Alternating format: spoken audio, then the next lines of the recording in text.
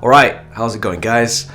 Welcome to another episode. My name is Harvey and I like to share my passion for animation here with all of you. So the other day, as I was talking to a student in my animation mentorship program, he asked me, how do I get started with animation? And it was a question that actually made me think harder than I thought it would. I was kind of wondering, if I had to start over again with the knowledge that I have right now, how do I go about starting my animation career in a way that actually can fast forward me forward in order to actually get the best bang for buck in the least amount of time.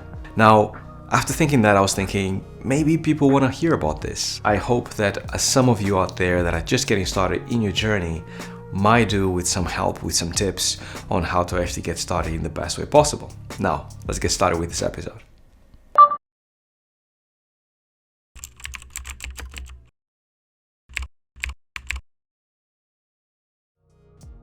Alright, so my name is Harvey Newman. I've been in games for many years now, animating. Most recently I was an animation director, and now I dedicate myself to make these videos for all of you. Just before I forget, because I keep forgetting in every single episode, if you actually enjoy this video towards the end and you find this useful to you, then definitely subscribe, hit the like button, and drop a comment with your thoughts about what I'm saying, if it's helpful, if it's not helpful, and what kind of things can be better if some of the things that I say resonate with you. This question about how do you get started is specifically for all those that are just about to venture into their animation career and are kind of wondering what kind of steps do I have to take in order to start this in the best way possible. So here's what I would do if I were to start over again from the very beginning today. One of the things that I would do for sure is the realization about creativity. Here's the thing.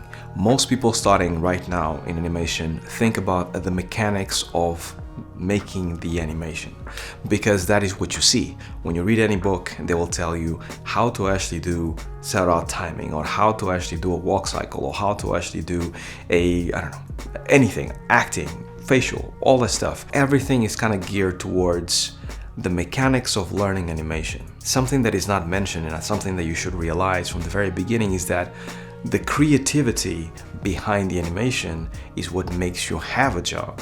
So realize that creativity is everything and is what ultimately is going to give you that job. Plan your shots and think about your shots before you make them, because most people and most of the show reels that I see are normally basically the same. They normally have a walk cycle and a run cycle and an action shot. They're kind of similar in pace and in the sequence and in the shots that I see.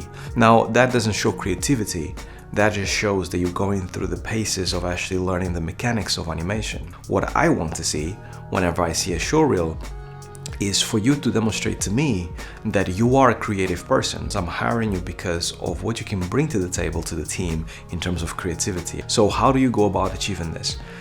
The best way you can achieve this, and you probably heard this by many people, is reference and studying your shot before you go into Maya. This is super underrated. I made the mistake in the beginning of just jumping into Maya straight away and then just start animating straight away, because that is how you learn animation, right? This is how you learn how to set keys and clean the graph editor and move your character and things like that. What you should be doing, and I cannot stress this enough, don't make that mistake as I did of just spending years just working in Maya to then realize that reference is everything. Because if you start with the idea that you actually are looking at reference, studying reference, drawing over reference, really kind of like milking as much as possible about why you are doing the shot that you're doing.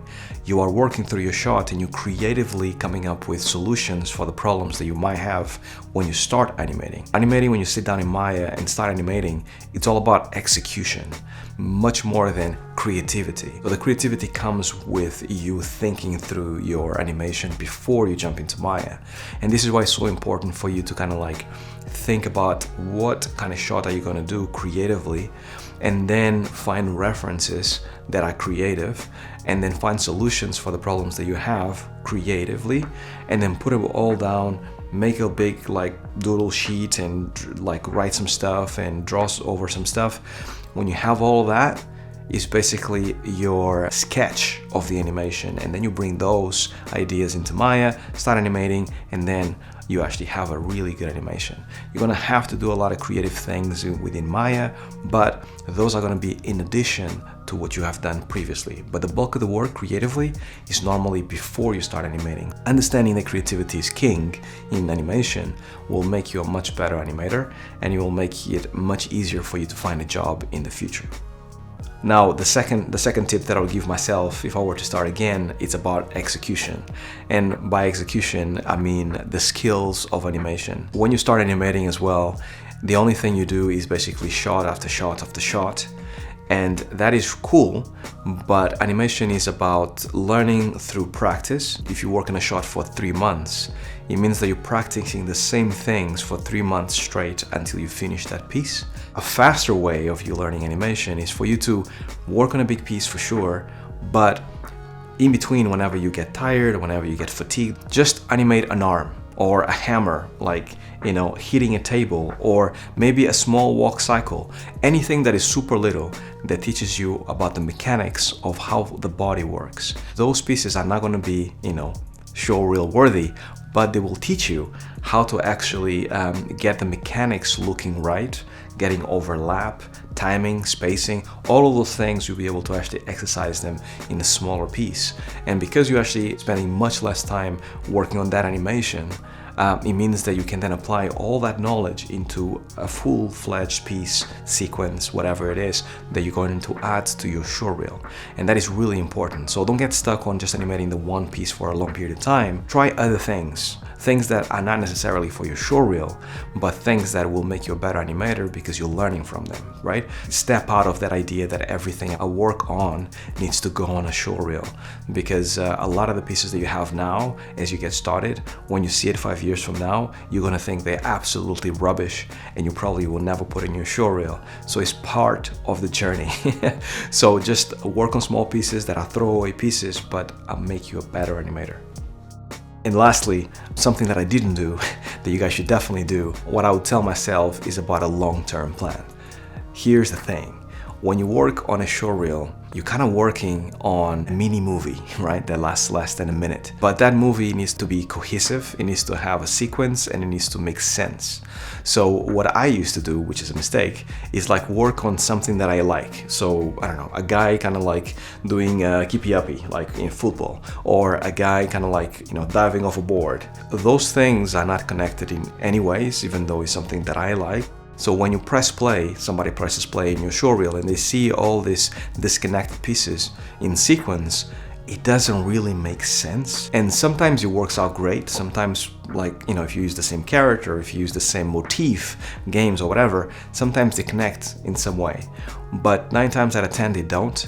And this is what I mean about thinking long term, because you can plan your showreel in a way that you know that you're going to spend about a year and a half working on your animations. So a year and a half from now, you're going to have a sequence of animations that are going to play out really well together, right? As much as we actually look at animations technically from our perspective as leads, directors, whatever, what we want to see is that you give us something that is entertaining to watch and is creative. Your showreel is basically like a business card that you're introducing yourself with and going like, here's me. So you need to make sure that that showreel showcases not only your skill, but it also showcases what you can do creatively and also over time. So keep that in mind as you work on your showreel, on your skills. This is the 3 things that I'll tell myself. I think they encompass pretty much everything that I've made mistakes with early on. Don't make those mistakes. Be better than me, and hopefully you're going to be able to actually get there much faster than I did. That's all I had for you guys. I hope you guys are doing well. Have a great rest of the week. I can't forget my Patreons. Thanks so much for the support. Go and check out my Patreon because I have a lot of perks, free stickers, a free one-on-one monthly video session with myself, and much, much more. Go and check it out. All the money, all the support goes back to this channel to make this channel the best channel possible. And that's all I had. I hope you guys have a great rest of the week. And until then, stay well, stay safe. Peace.